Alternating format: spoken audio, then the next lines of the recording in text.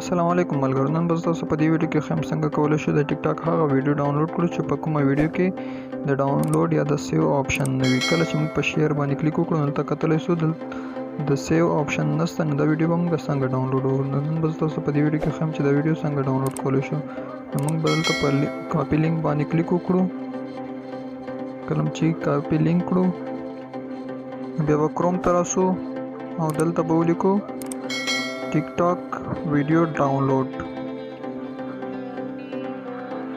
کله چې ټیک ټاک ویډیو ډاونلوډ ولیکو دا به سرچ کړو او دلته به په دوم ویب سایټ باندې کلیک وکړو.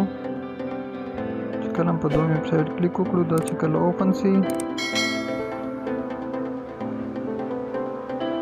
دلته به هغه لینک پیسټ کړو کوم چې موږ د ټیک ټاک نه کاپی کړی و او دلته به ډاونلوډ باندې کلیک وکړو او بیا بلته ډاونلوډ سرور 1 یا سرور 2 یا سرور 3 باندې به کلیک وکړو. دا ویډیو به دې ځای نه ډاونلوډ شي. تاسو اوس کتل دا ویډیو زما ګیلري ته راغله او ډاونلوډ شوله.